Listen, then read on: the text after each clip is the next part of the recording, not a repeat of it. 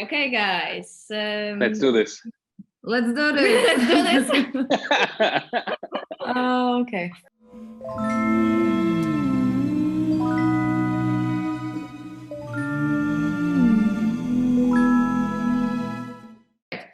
Hello, welcome to the fourth episode of Interarts Talks.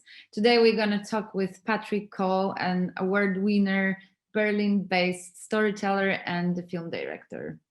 Hello, Patrick. Hello, Patrick. Hello. How are you? Thank you for having me. I'm really good. I'm right now in Beirut researching for another film project. Yes, we introduced you as a Berlin-based storyteller, but maybe we should say that you are a Beirut-based storyteller. You've spent a lot of time there lately, isn't it?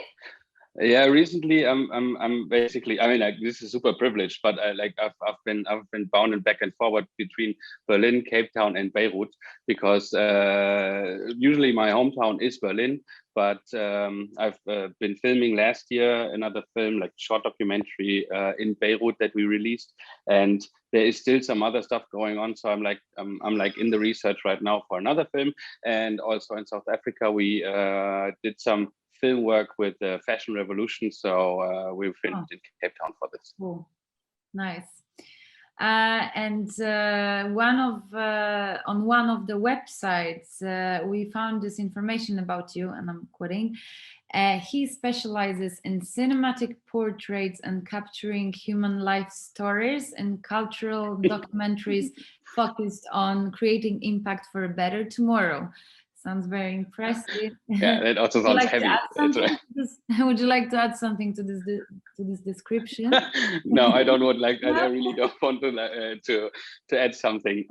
No, but it is something like at least what I imagined with my film. So I'm trying to work with, let's say, a hand signature for my films, where I would like to show good things, positive things, not putting the bad stuff under the rug, but coming from a positive side, because I think through this energy, you can definitely get a lot more people aware of my topics than showing the bad sides and showing bad pictures all along. And Patrick, in the description of your first movie, Consciousness of Clothing, we can read that this is more than a film. That is a journey, a process, and a mission. Yeah. And we are wondering how it appeared in your mind and what was the beginning of this journey. Mm-hmm. For me personally, the beginning of this journey was in 2016, when I first talked with a friend who's working for the Rosa Luxemburg Foundation, who basically funded our film. And he said, hey, let's do something that we can target a different audience that they usually had before. So we wanted to reach out to younger people, and we wanted to reach out to people who are basically the so-called fashion victims, or that are, I don't know, attached to social media, and also through that to fashion. So this is where the whole journey started, and also for me, because I wasn't aware, and I wasn't really in touch with sustainability or fair work in these kinds. And then I started the research, and our actually first idea was to go to India. And we went to India and we did a whole research trip, and we were we were already packed on our bags. We had everything packed. The camera team was ready. We booked our flights, but we didn't get the visa from the Indian embassy, which basically they also later they denied, or they declined our visa, which is even worse. And also, I guess for me personally, I have to say, not that much of a good sign from the Indian government not to give us a visa for film work, because we were really transparent about what we wanted to do. But then we were basically back to zero. So the whole thing started again. We talked about where we could go. There were a lot of partners from the Rosa Luxemburg Foundation, some other partner organizations in Cambodia. So we decided to go there. Went there with the film team. Before that, I went there twice for research, to meet all the stakeholders, meet all the organizations, to build some trust, to gain, I don't know, to get to know the people and the country, and figure out what we would do. And this is it. So this is the first film, but hopefully, like I said, the journey is not over, because this hopefully was just the start. I think I mean, personally, individually, everybody can learn from this, and everybody can go through this journey. For example, like our protagonists, Helene and Willy. I hope that we have a serial format maybe sooner or later. We're just in the development for this with a couple of it's too confidential to talk about this, but hopefully there will be something soon about this coming up. All right, and the movie has two main characters. It's a fashion blogger, Willy, and the journalist Helen Fares. I hope that I pronounced this surname correctly. And they go to Cambodia and they visit different people in different positions in the industry, and they get very, very honest insights. And both of them also get their own conclusions from this journey. And we are wondering, how did you find the characters and what was the process of inviting them to the project? Yeah. How did you meet them? Yeah, I knew Willy, not personally, but from his blog. And at first we were thinking about like all different kinds of personalities who have, I would say, a reach into our target audience. So we were thinking about musicians, we were thinking about actors, we were thinking about football players, who could be the right person.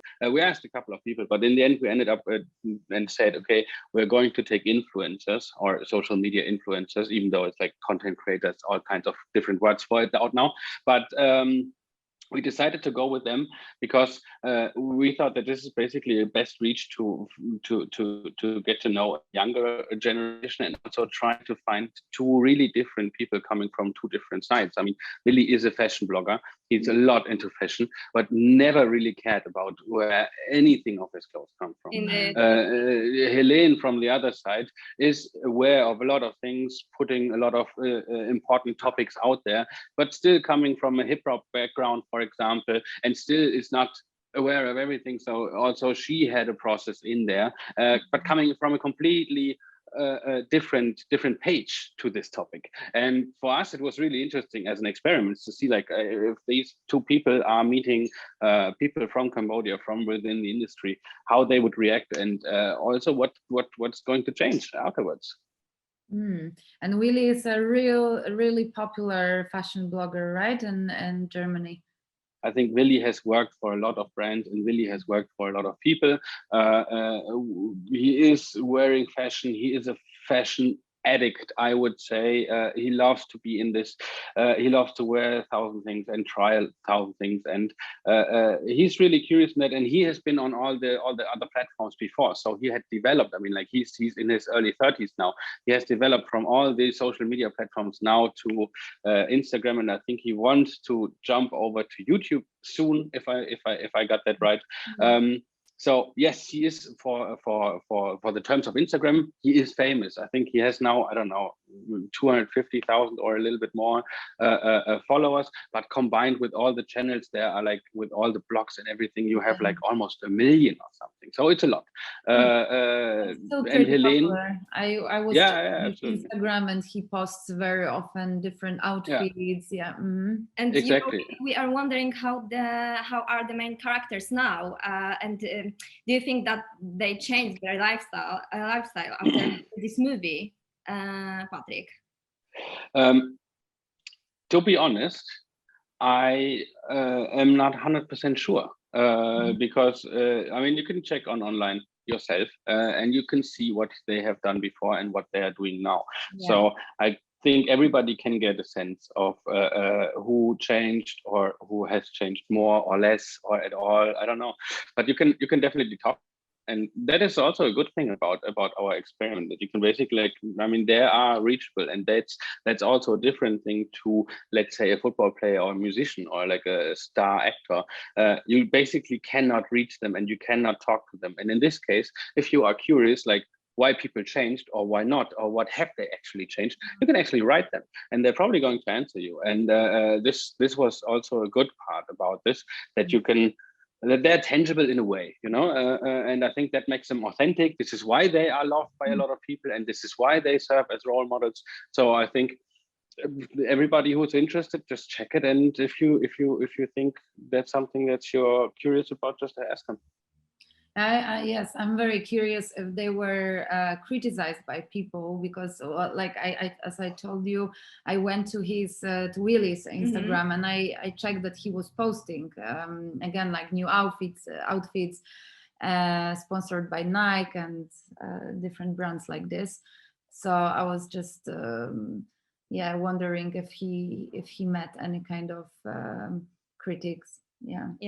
I know that he did. Also, I mean, like, obviously, if after the release of the film, we got a lot of feedback, and there were a lot of people who was like, and now what? He didn't learn anything from it. And even if you check Instagram now, seems like it, but this is exactly the point. I mean, I know, for example, that he had other plans, and I know also pandemic hit him because he wanted to transition a little bit from fashion to agency work.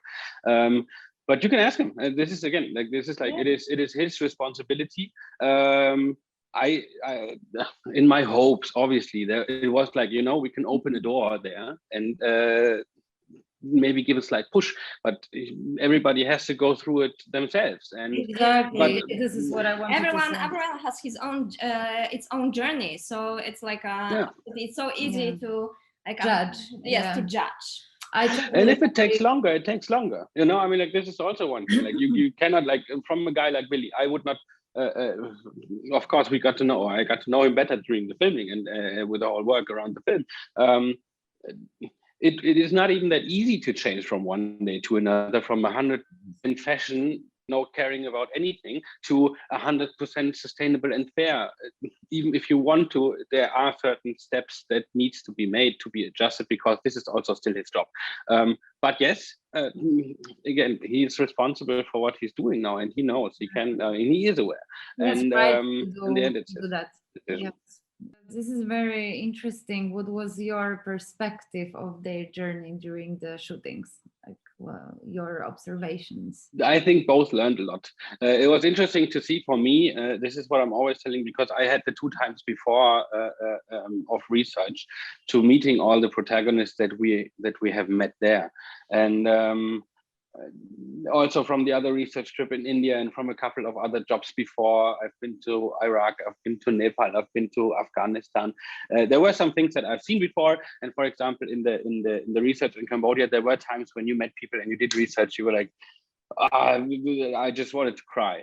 And the last time when we came there with a team to film, we were focused on getting everything on film, to display it right in the aftermath. But it was interesting to see that they are both basically going through the same process than I did, because you are touched. You cannot go through a country like this and seeing this with not being touched. So I think they were deeply touched. Now it's about transitioning back into their real worlds again and seeing what actually sticks, and how sustainable is that change that you also, I don't know, proclamated in your film, and what they said in the film. And what we really like in this movie, because both me and Aleksandra, we watched it, and what we really like in it, it's that you show people living in Cambodia and working in Cambodia in a very authentic way. But at the same time, you don't use any brutal pictures and terrifying images of poetry. And I'm just thinking, why did you decide to leave these shocking pictures? It basically, for me personally, had 2 reasons. The one is when it comes to the standard of how we filmed it and how we inscenated it, because obviously we were like, it's not the regular shaky documentary style that you know of other films. So it is inscenated. It is made as beautiful as possible. We had like dolly kind of shots, and we had the drone flights and all of this. So we tried to make it as beautiful as possible, also with the color grading to make it as Instagrammy and Netflix as possible. Obviously, we didn't have the budget, but we try to push it as far as we can to reach out to that audience. We didn't want to show, or I didn't want to show the poverty pictures, and this was also in a lot of feedback that came back to me, where people were criticizing this, like, where are the bad factory owners, where are the poor kids working in the sewage mills and all of this, where are the people knee deep in the paint pools, blah blah. Some of this doesn't even exist.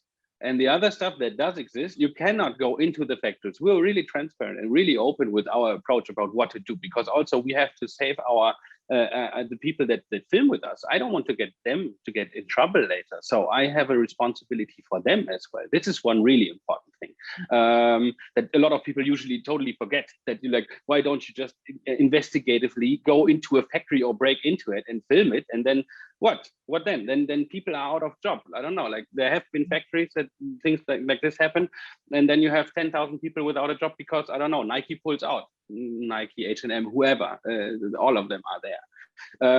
It's like, this is one thing in my responsibility. This is like not a specific example yet, of course, but in general.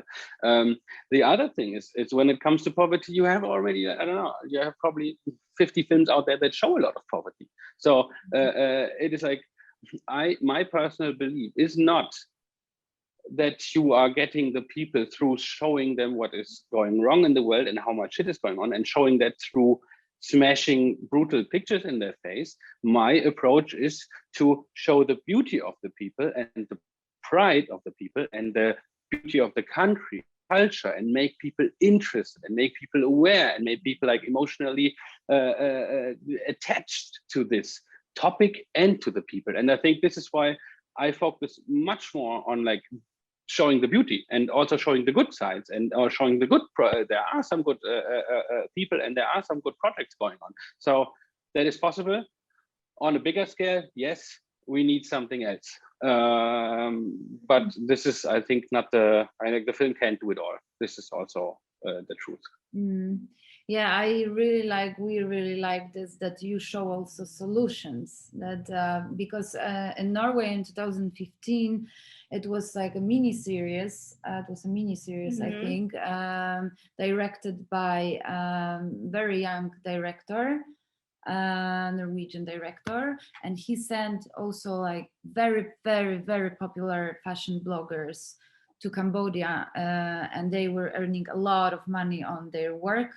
But they were like, I don't know, 18, 19, and they thought that they were going for a trip of their life, like, hey, let's have fun. But it turned out that they were meeting people who were who didn't have money for food, who were going to work, and they were doing things for 9 hours non-stop without break, and they just, you know, met this reality.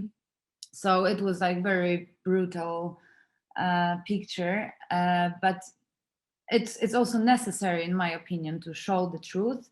But what I really liked, what we liked, and also my fiance, we were watching together this movie, and we both liked very much that you show solutions. And then I had a long conversation with my fiance about that, and he said, like, this is the thing, that we need to find a way of building factories that has normal working conditions, you know, where people can work 37.5 hours, when they can get holidays, they just feel like they would feel like human beings. So this is what I really like about the movie. Yeah, not sure how bad it is, but it's just like, hey, we have solutions for it. Yeah, exactly. I mean, cultures are different, and there are still a lot of things that are not going the right way, for sure. And things have to change. And also, this is a process. I don't want to go too much into or give too much to that argument, because of a lot of brands are using that as well and saying like, it's a process, it's a process. No, for them, it's not a process. They are telling the same shit for 30 years now, and they haven't changed the thing. So they cannot use this argument. But for a lot of other things, when it comes to the local people, or when it comes to even to the buyers, like to the customers that we are, for them it's still a process. Yes. Huge respect for this movie. Mhm. Thank you. Yeah, I have a question. Did the movie change your perspective on your choices and lifestyle? Yeah, 100%. Like I said, when I started, I wasn't aware of anything also, and I didn't really care about this. I thought like, okay, yeah, of course you're making good choices. Also buying or just thinking of like buying brands would help, which is not. Just to figure that out was one of the first steps. Like, okay, if I'm buying a decent brand or a famous brand, doesn't actually mean anything at all. That's something that you have to learn. That you're basically buying the brand.